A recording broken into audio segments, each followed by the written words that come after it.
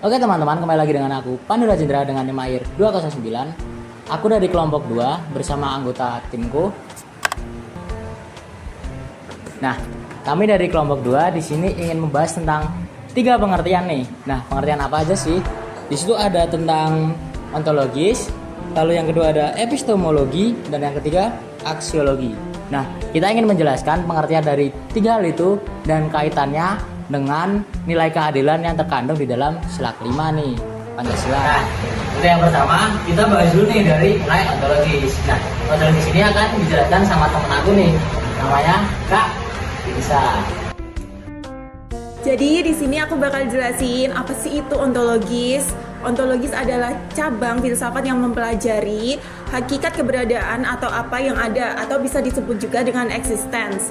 Ontologi berfokus pada pertanyaan, contohnya apa yang menjadi fokus kajian, atau bisa juga apa realitas yang ingin diketahui. Misalnya dalam ilmu pemerintahan, ontologi membahas tentang keberadaan kekuasaan, struktur negara, kebijakan, dan partisipasi politik.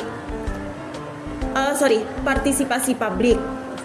Ontologi menjelaskan realitas yang menjadi objek kajian, baik yang bersifat fisik maupun abstrak. Selanjutnya kita akan bahas epistemologis yang bakal dijelasin sama temen aku. Oke Mbak Vinsa, terima kasih ya. Sekarang kita berada di materi epistemologis. Epistemologis merupakan cabang ilmu yang mempelajari sumber, proses, dan cara memperoleh pengetahuan yang valid. Ia menjawab pertanyaan bagaimana kita mengetahui sesuatu. Contohnya itu ya teman-teman, seperti dalam penelitian nih, epistemologi melibatkan metode seperti survei, wawancara, serta pendekatan kuantitatif serta kualitatif. Seperti itu teman-teman. Selanjutnya kita bakal membahas tentang aksiologi oleh teman saya.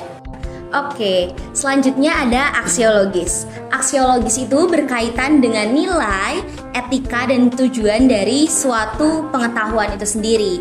Nah, aksiologis itu menjawab tentang pertanyaan untuk apa sih pengetahuan itu ada, dan untuk apa sih pengetahuan itu digunakan, serta apa nilai dan manfaat dari pengetahuan tersebut. Nah, dalam konteks ilmu pemerintahan, aksiologis itu menilai apakah kebijakan yang dianalisis atau dibuat mencerminkan keadilan, efisiensi, dan kesejahteraan bersama. Nah, landasan aksiologis memastikan bahwa ilmu tidak hanya bersifat teoritis, tapi juga memiliki nilai moral dan juga kegunaan yang praktis. Halo, jadi di sini aku bakal jelasin aspek aksiologis. Jadi ada nilai-nilai inti, tujuan yang hendak dicapai, dimensi keadilan sosial. Jadi kita bakal bahas yang nilai-nilai inti terlebih dahulu. Ada 3 nilai intinya. Yang pertama, kesetaraan hak asasi manusia. Yang kedua, kesejahteraan bersama. Yang ketiga, martabat kemanusiaan. Lalu selanjutnya kita bakal bahas tujuan yang hendak dicapai. Ada 3 juga. Yang pertama, mewujudkan masyarakat yang adil dan makmur. Yang kedua, melindungi yang lemah dan marginal. Yang ketiga, menciptakan harmoni sosial tanpa penindasan, penghinaan, atau penghisapan. Selanjutnya ada dimensi keadilan sosial yang meliputi keadilan distributif, negara membagi kekayaan secara adil. Lalu ada keadilan legal, warga patuh pada hukum. Yang terakhir ada keadilan komutatif, hubungan timbal balik antar warga. Selanjutnya ada aspek epistemologis yang bakal dijelasin sama teman aku. Dadah. Oke, terima kasih Mbak Vinsa. Selanjutnya aku bakal menjelaskan aspek dari epistemologis. Yang pertama itu ada sumber pengetahuan berasal dari pengalaman sejarah bangsa, nilai-nilai luhur budaya lokal, dan proses musyawarah mufakat. Lalu yang kedua itu ada metode pemahaman, yaitu melalui pendidikan Pancasila, praktik kehidupan kemasyarakatan, serta refleksi atas realitas sosial. Lalu yang ketiga itu ada kesinambungan, yaitu pengetahuan tentang keadilan berkembang terus semakin baik serta kerjasama dan pemahaman keadilan. Lalu yang terakhir itu ada tidak bebas nilai, yaitu ilmu tentang keadilan harus diletakkan dalam kerangka moralitas dan religius.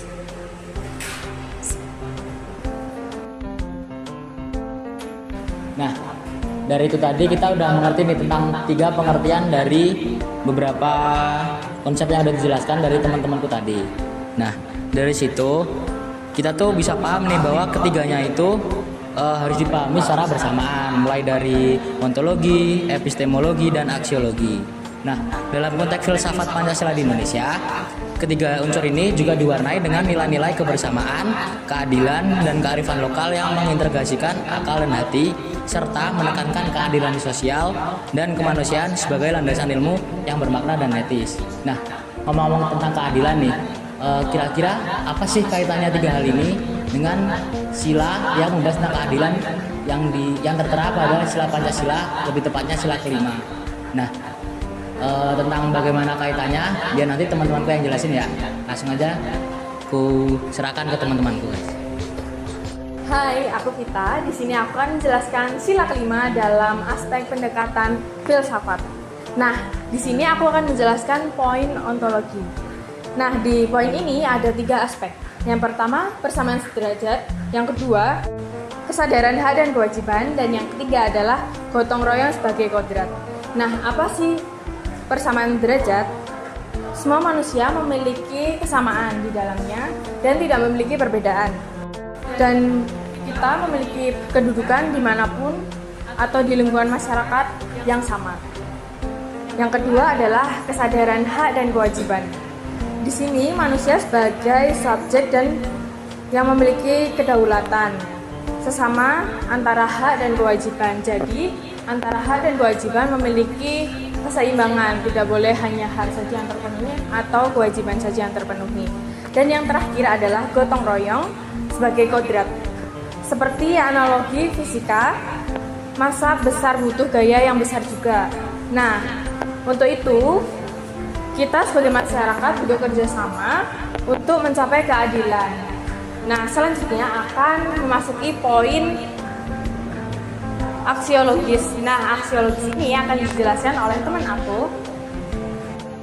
Oke, terima kasih Mbak Vinsa. Selanjutnya aku bakal menjelaskan aspek dari epistemologis. Yang pertama itu ada sumber pengetahuan berasal dari pengalaman sejarah bangsa, nilai-nilai luhur budaya lokal, dan proses musyawarah mufakat. Lalu yang kedua itu ada metode pemahaman, yaitu melalui pendidikan Pancasila, praktik kehidupan kemasyarakatan, serta refleksi atas realitas sosial. Lalu yang ketiga itu ada kesinambungan, yaitu pengetahuan tentang keadilan berkembang terus semakin baik, serta kerjasama dan pemahaman keadilan. Lalu yang terakhir itu ada tidak bebas nilai, yaitu ilmu tentang keadilan harus diletakkan dalam kerangka moralitas dan religius. Oke, selanjutnya ada aksiologis. Aksiologis itu berkaitan dengan nilai, etika, dan tujuan dari suatu pengetahuan itu sendiri. Nah, aksiologis itu menjawab tentang pertanyaan untuk apa sih pengetahuan itu ada dan untuk apa sih pengetahuan itu digunakan, serta apa nilai dan manfaat dari pengetahuan tersebut. Nah, dalam konteks ilmu pemerintahan, aksiologis itu menilai apakah kebijakan yang dianalisis atau dibuat mencerminkan keadilan, efisiensi, dan kesejahteraan bersama. Nah, landasan aksiologis memastikan bahwa ilmu tidak hanya bersifat teoritis, tapi juga memiliki nilai moral dan juga penggunaan yang praktis.